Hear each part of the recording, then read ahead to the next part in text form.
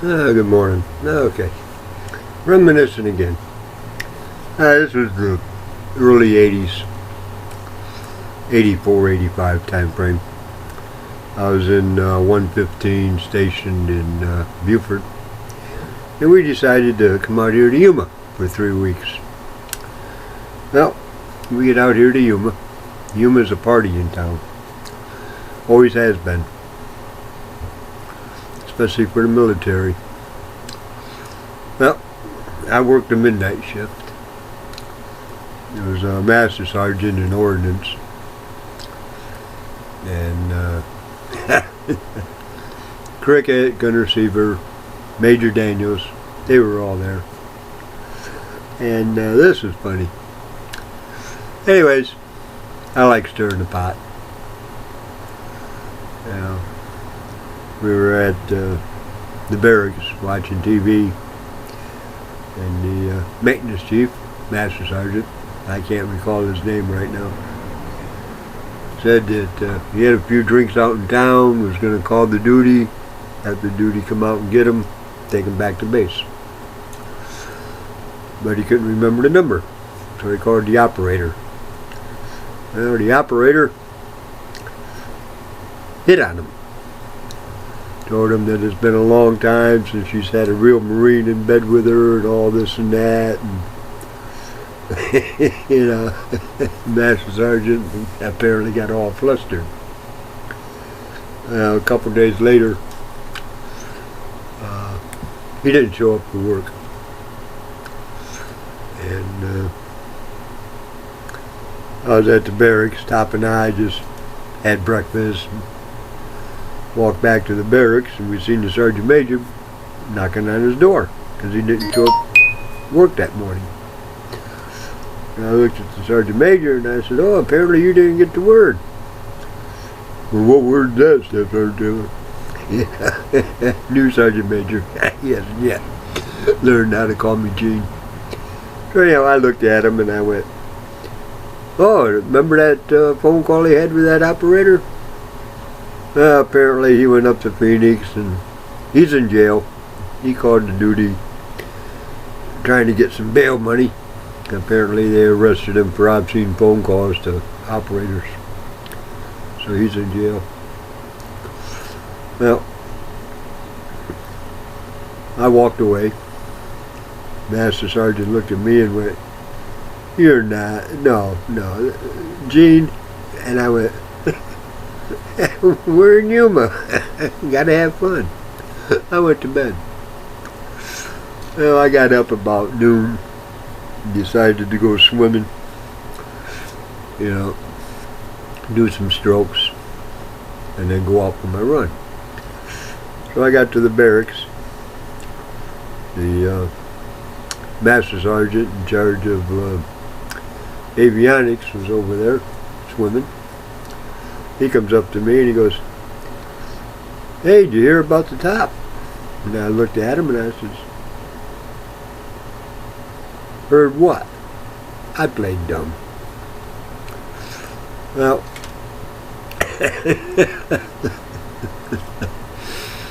he's up in Phoenix. He's in jail. Something about obscene phone calls to operators. You're kidding me. I played dumb. Yeah. Well, anyways, in the morning paper that morning, there was an article about a captain that wanted to get married.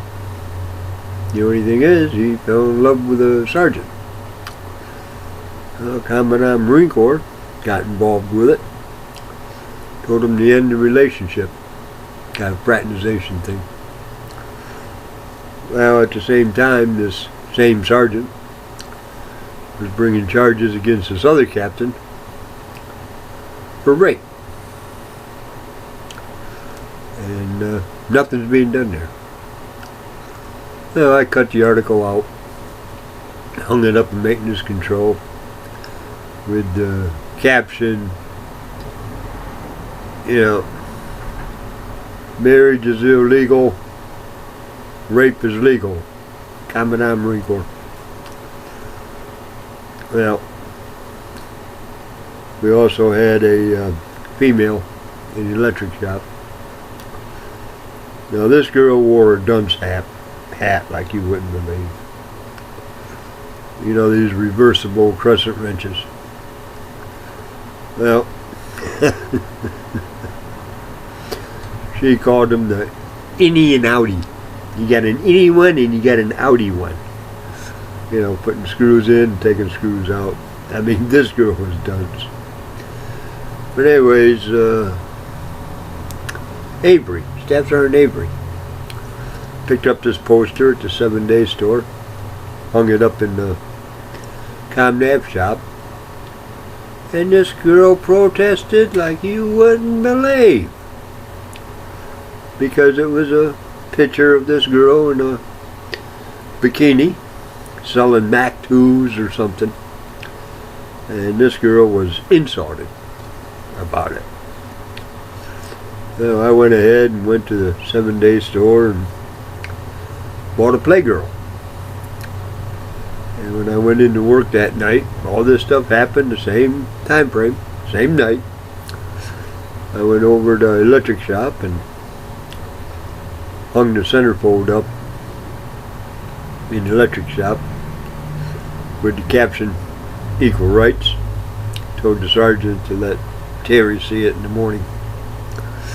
You know, Terry might get a kick out of it. Then I went to work.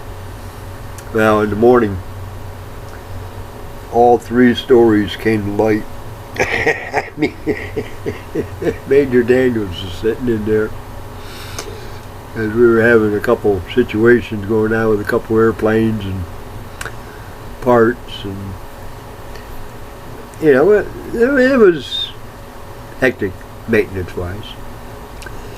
But anyways, the Sergeant Major came in and looked at me, and he goes, "Gene, I understand that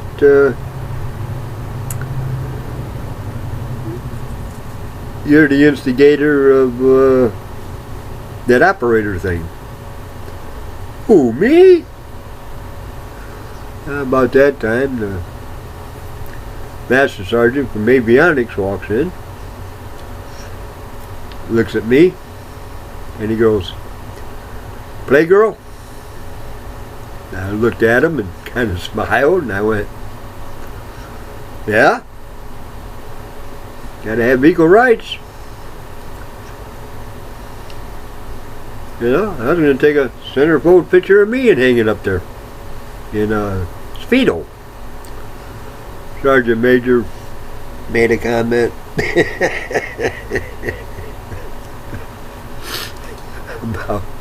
about the second story, and lo and behold, the third story happened, because all of a sudden the Sergeant Major looked on the board concerning that marriage is illegal, rape is legal, Commandant Marine Corps. He looked at that and he went, "Oh my God, Gene, we need to talk." And I looked at him and I went, "We're in Yuma." Well, about that time, the maintenance chief walked in, looked at me, and he goes, "Gene, we need to talk." Gunner Seaver popped up and said, "Which subject?" Maintenance chief looked at Gunner Seaver and went, "Huh? Well, right now, Gene's being blamed for 3 incidences, and I think he's guilty for all 3 of them." "Oh, come on! You know, have a heart. I'm not guilty for any of them, and I'm on my time now." Well, Major Daniels put a stop to it, and he goes, "You have menopause this morning?" And I went, "Sure did, 5 o'clock. Okay.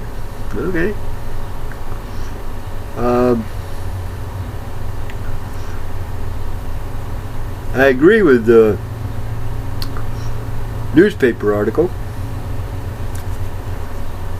I also agree with the equal rights thing over there at the electric shop. But Gene, I think you owe Top here an apology. So I looked at the Top and I went, Master Sergeant, I do humbly apologize about making up that story about you and that operator and you getting locked up.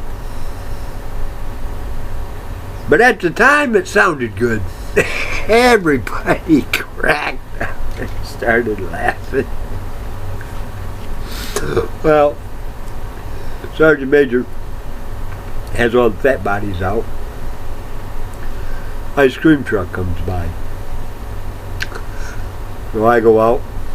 Now, ice cream is $1. And you get a little cone with a little bit of ice cream on it. Well, I give $2 because I want double the ice cream because of the fat body. I buy my ice cream and I'm eating it in front of all the fat bodies. And the Sergeant Major is get out of here. You're teasing them. Yeah, they're fat.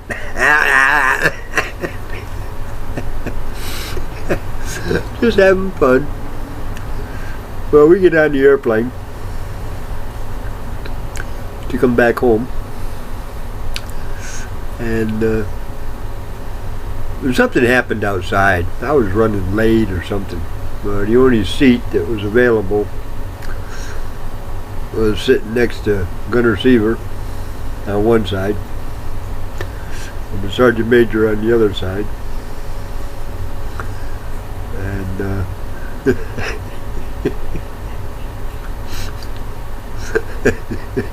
Top is sitting there, and the Top goes, "Hey Gene." "What?" "I see you're in a good spot. Too bad Kiddos and Bits ain't here."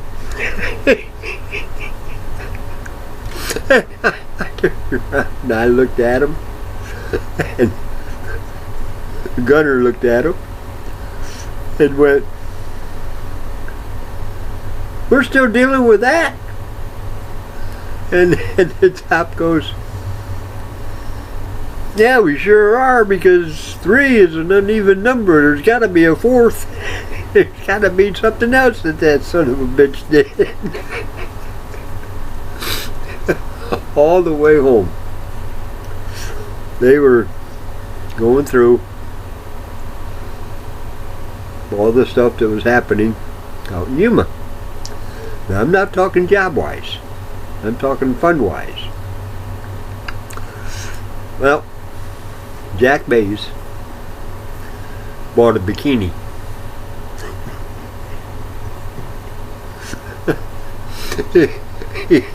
He met this girl at the swimming pool, and he bought a bikini for her daughter. And I humiliated him at the swimming pool. You know, pedophile, you know, more skin. Because the mother had a one-piece on. But the little, I don't know, she must have been 8 or 9 with a bikini. And I was razzing Jack like you wouldn't believe. Jack works radar. You know, I always considered him a loony toony to begin with. But what man buys a bikini for an 8 or 9-year-old? Yeah, that to me is sick. Anyway, they chalked that up to 4 to make it an even number. Anyway, we get back to Yuma, and It was just before Thanksgiving. And I told you that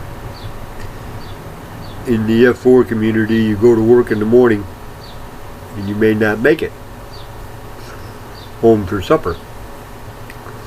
Well, we launched this airplane first thing in the morning, mid-shift. Did a couple days before Thanksgiving. My ex-grandmother-in-law came down because she wanted to be with people that loved her. Well, just before I went to Yuma, we found out that Grandma was coming down. So I went down to Savannah to get her. 6 months before that, we were home on leave. She was in the hospital. She had cancer. And she was going through chemo, lost all of her hair. I go in the hospital. Her daughter's there. My mother-in-law. Mother-in-law from hell. But anyways, I look at Grandma. And I'm standing beside her bed. I asked her, what are you doing? You're supposed to be home making me some coffee. And she looked at me and she goes, Gene, I can't do that right now. And I said, oh, you're procrastinating. Get up. Come on, I'll take you home. I need some good coffee. Yeah, because your daughter can't make good coffee. And I popped up and I said, these hospital rooms like this are supposed to be for sick people, and you're faking it. Come on, Grandma. Well, she told me she would. And I said, okay. Boy, I tell you what, the rain got mad at me as hell for that. 6 months later, we get a phone call that Grandma's coming down. I'm going to spend some time with us. So I go down to Savannah to get her. On the way back, she was complaining about the pills that she had to take.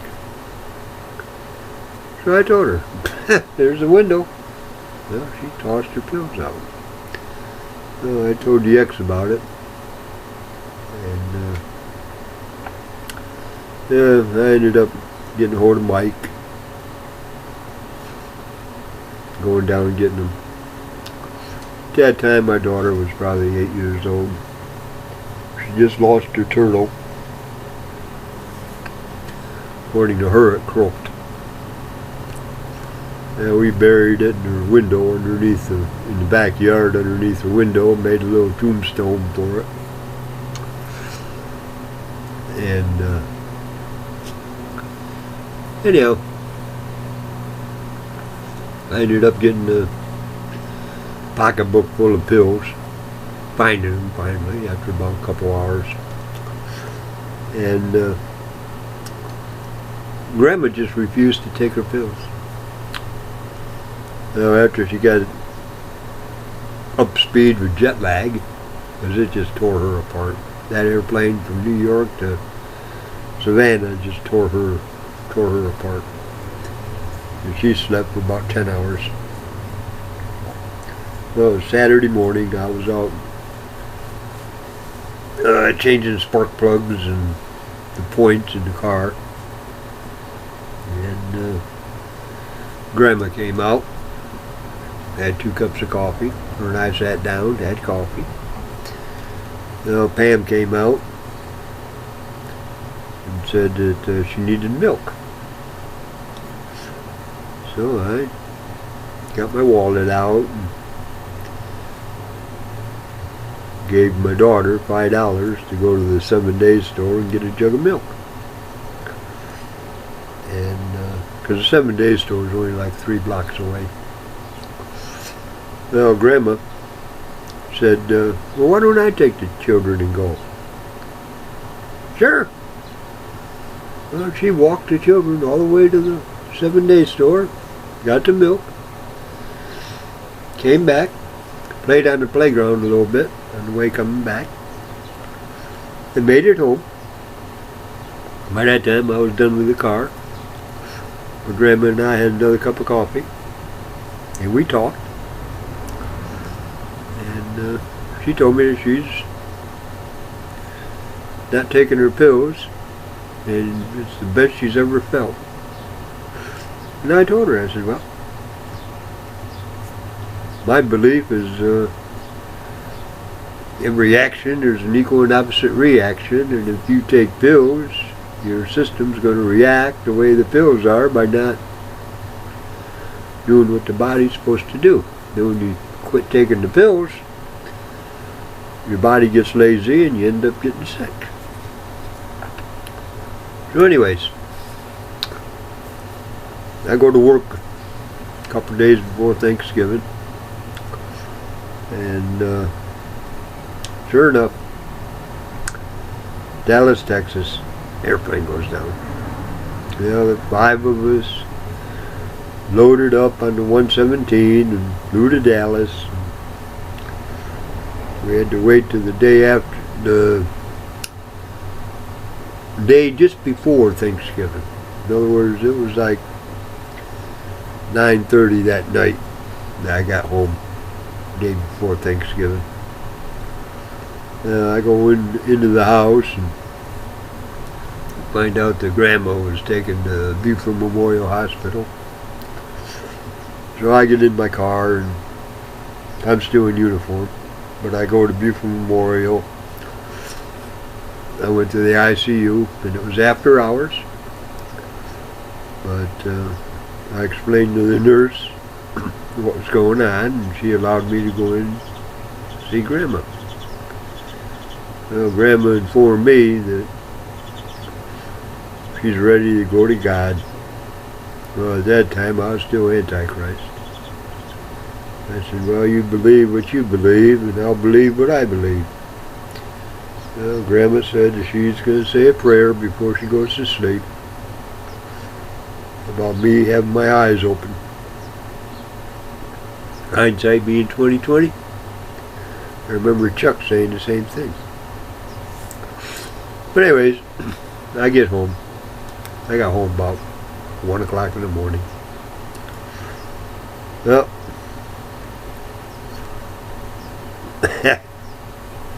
they arrived while I was at Buford Memorial Hospital. And I'm talking Lorraine and about 4 women that, oh my God, it was packed. Well, I just went to bed and let the women fend for themselves where they were going to sleep at, because I'm not giving up my bed. No way. Well, anyways, 5 o'clock, the phone rings. I get up, walk out in the kitchen and answer the phone. It's Buford Memorial Hospital, and apparently Grandma passed within the last few minutes. So I thanked her. I went in, woke up the ex, told her about Grandma. Oh my God.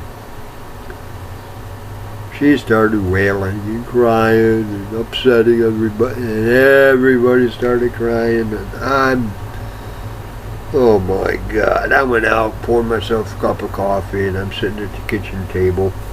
Nobody's in the kitchen, they're all in the living room, blatting. They woke my daughter up. Chris comes out, comes up to me and sits on my lap,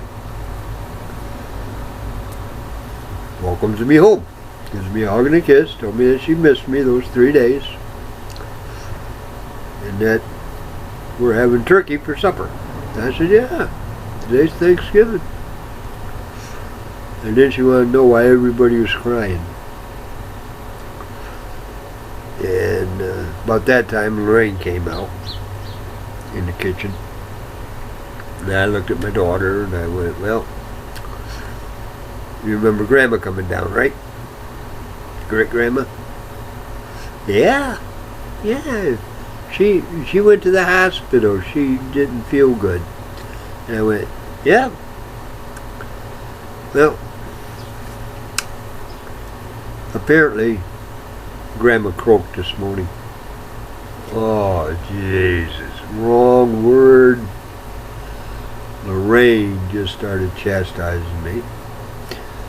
I informed Lorraine I'm going to talk the way the children understand it.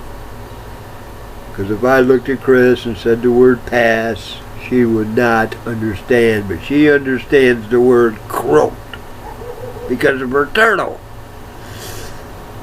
My mother's not a turtle. You insulted my mother. Oh my God. Get out of here, Lorraine. Jeez.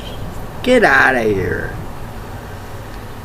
So anyhow, Chris started crying about Grandma passing, and I just held on to her.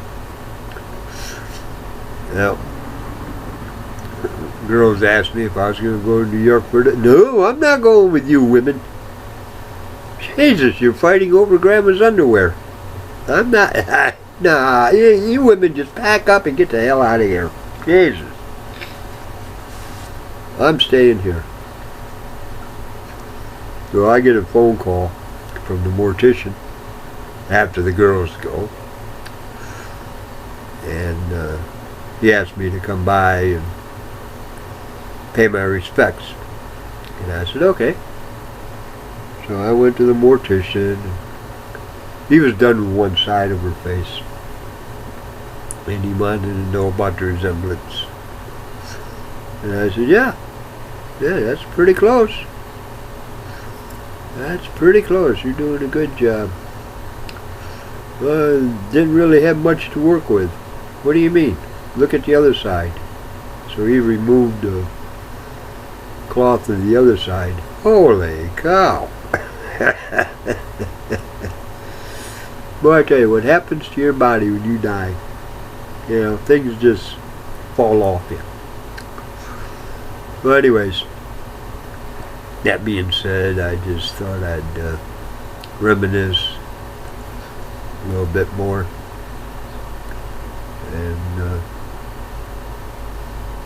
yep, this is about 28 minutes.